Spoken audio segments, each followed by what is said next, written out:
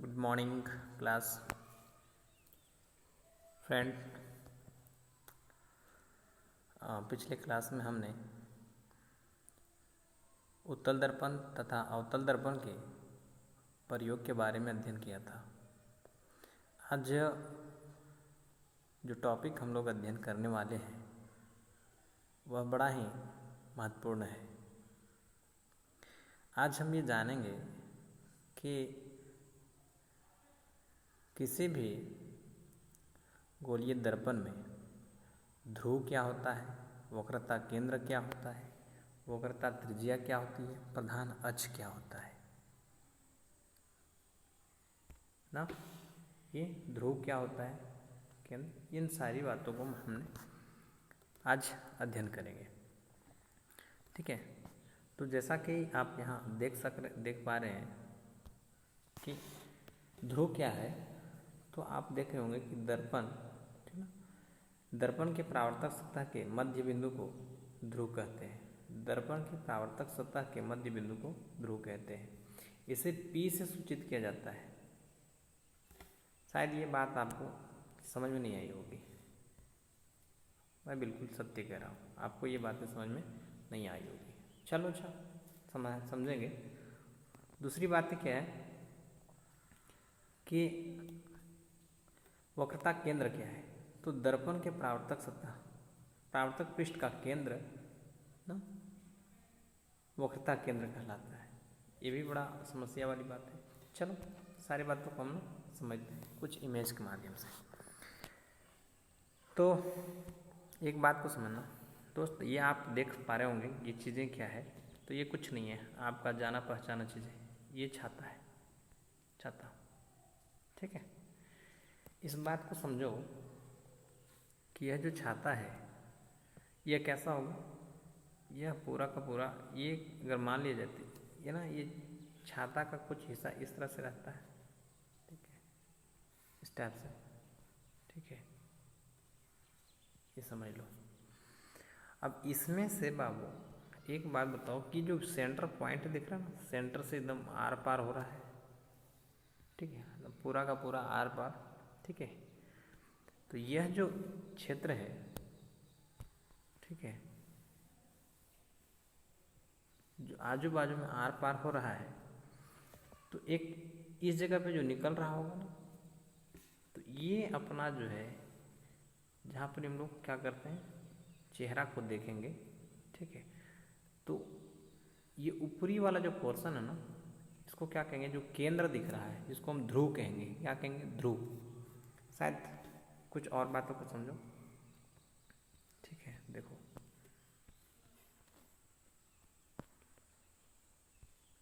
ठीक ना।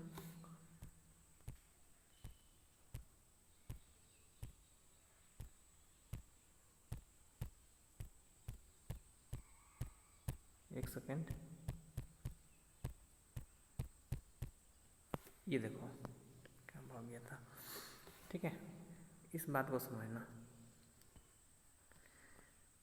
ये आपस में जो अंदर से जो गया ना, ये तो जहाँ पर ये पार हो रहा है, ये जो छेद हो रहा है ना, वही इसका क्या कहलाएगा, ध्रुव कहलाएगा। ये इसका क्या कहलाता है, ध्रुव, ठीक है। दूसरी बात, अगर ये मान के चलो कि यह जो है ना, अगर ये इस टाइप का होता, ठीक है, इस टाइप का, तो इसको और भी डीपली समझते हैं, ठीक है। देखो ये इस बात को समझना, ठीक है। ये जो है ना, ये पोर्शन, अगर इसको हम यहाँ से दिखाते हैं, ये देखो, क्या ये बिल्कुल छाता की तरह दिख रहा है, यहाँ से लेकर के ये, फिर यहाँ से ऐसा, है ना। अगर इसको मैं यहाँ डंटी को ऐसे कर दूँ और ये इधर पार कर दूँ, तो ये छाता जैसा दिख रहा होगा। तो ये जहाँ पर जो हॉल हुआ ना, जो ऊपर की जो भाग है, जो ऊपर के जो भाग है, ये वाला सपोज करो, ठीक है, कि जो ये छाता का जो ऊपर वाली भाग है, ये वाली भाग, वही यहाँ पर ये वाला भाग है, ठीक है। देखो ये जो पोर्शन तुम्हें दिख रहा है, ठीक ना, ये वाला वही इसकी यहाँ की जो भाग है, ये वाली पोर्शन है। तो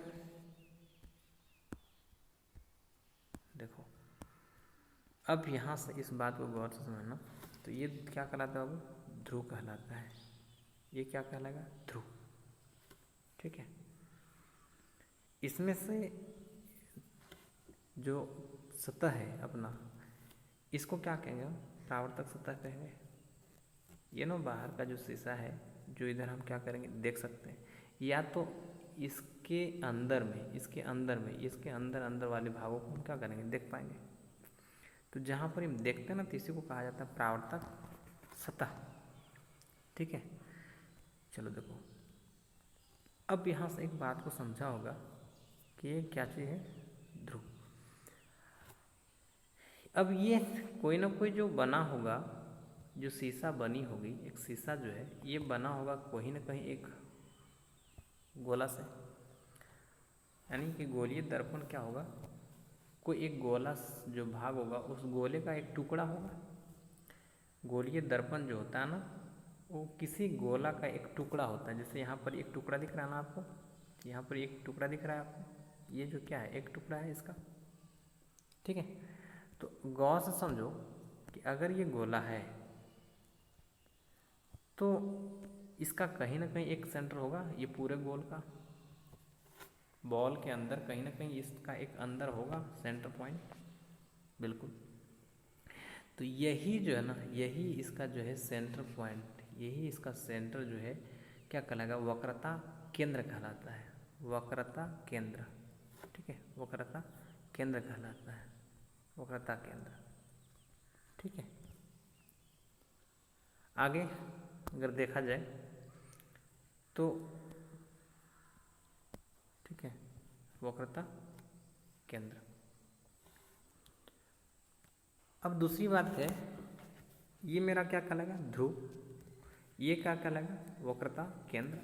और इन ध्रुव तथा वक्रता केंद्र के बीच जो जाने वाली जो लाइन है, काला सा दिख रहा था ना, इस जो लाइन है, ये जो पंक्ति है, इसी को हम कहते हैं प्रधान अक्ष। प्रधान अक्ष, ध्यान से रखना इसको याद। ठीक है। प्रधान अक्ष कहते हैं, हमेशा काम देगा।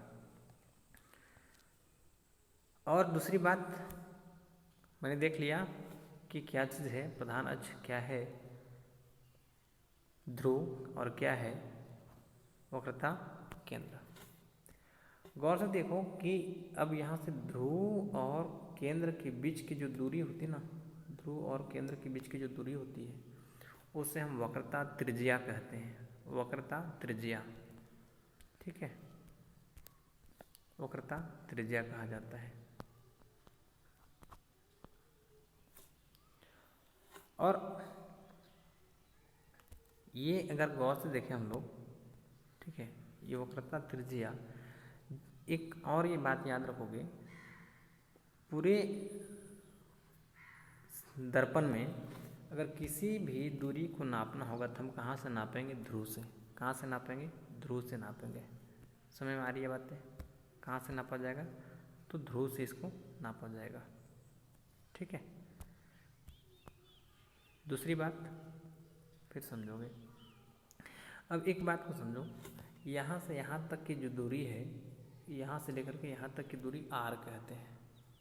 ठीक है।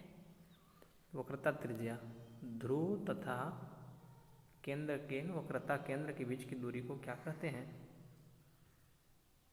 वक्रता, ये त्रिज्या कहा जाता है। ठीक ना। आगे देखने के बाद हमें ये पता चलता है कि ई फोकस क्या होती है। तो ध्रुव तथा केंद्र के ठीक मध्य, ध्रुव तथा केंद्र के मध्य बिंदु क्या कहलाती है? फोकस कहलाती है। इसका मतलब एक बात आपको समझ में आया कि जितना यहाँ से यहाँ तक की दूरी है, उतना ही यहाँ से लेकर के यहाँ तक की दूरी होगी। मतलब कहा जाए तो जितना C से F तक की दूरी है, उतना ही F से लेकर के P तक की दूरी होगी। ठीक है। ये दोनों दूरियां बराबर हैं। अब यहाँ से लेकर के यहाँ तक की जो दूरी है, उसे हम क्या कहते हैं? फोकस दूरी। क्या कहते हैं? फोकस दूरी कहा जाता है। फोकस दूरी।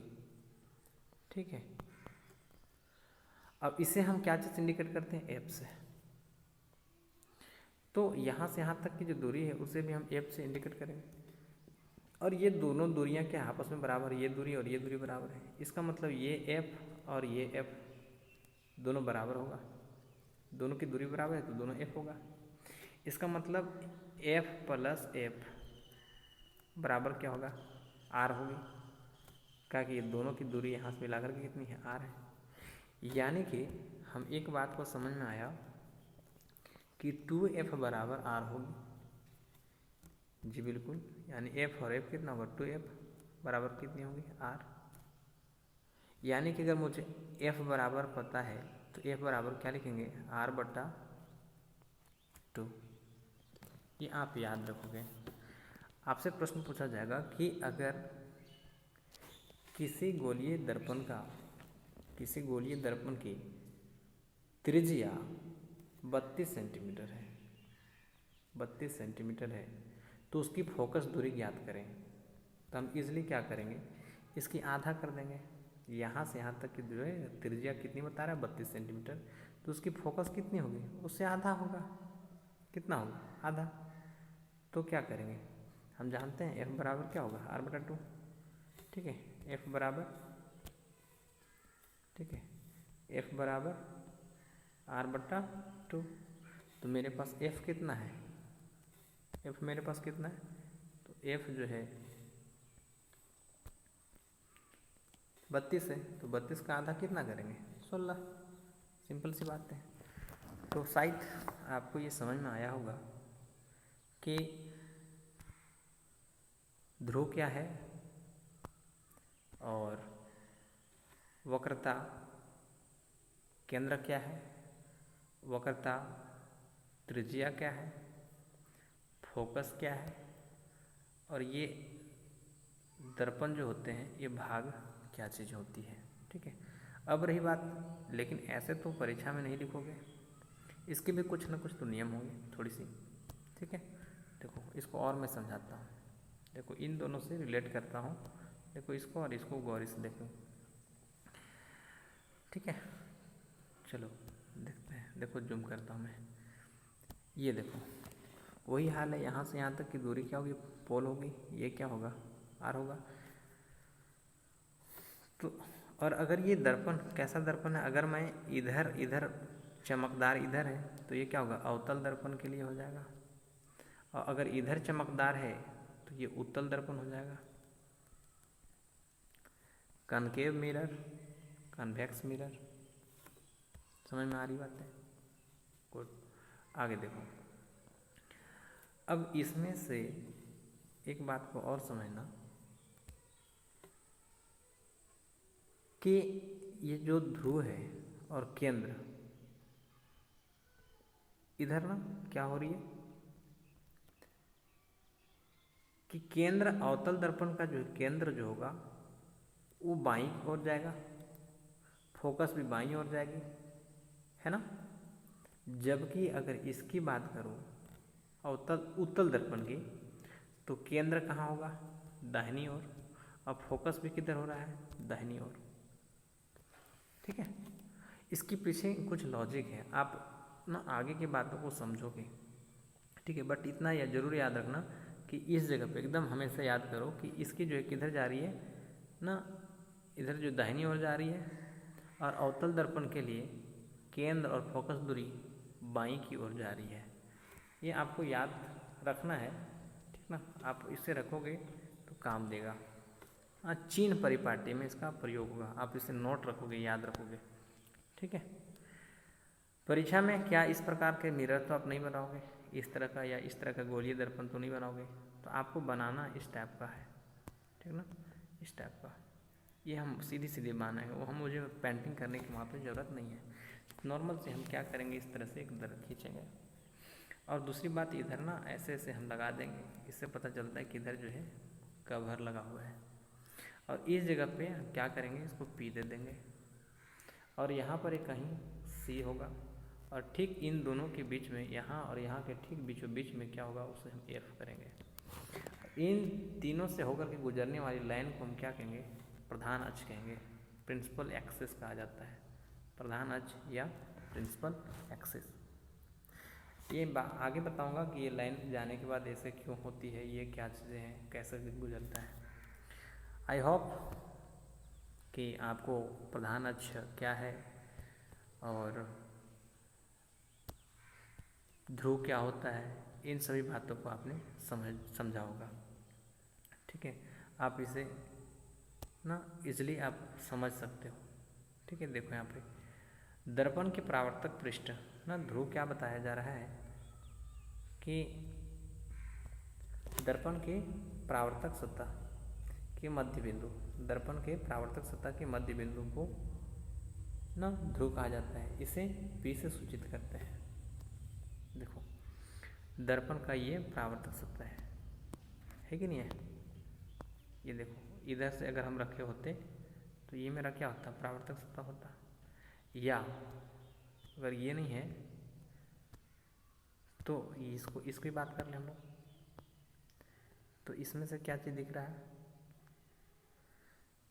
ये परावर्तक सतह है, इधर वाला परावर्तक सतह है, इधर वाली परावर्तक सतह है। इस परावर्तक सतह के मध्य बिंदु कहाँ होगा, ये भी तो यहीं पे हो जाएगा ना, अंदर पे, यहाँ पे एकदम सेंटर पे, हर तरफ से बराबर, इधर से भी बराबर, इधर से भी बराबर, इधर से भी बराबर, है ना।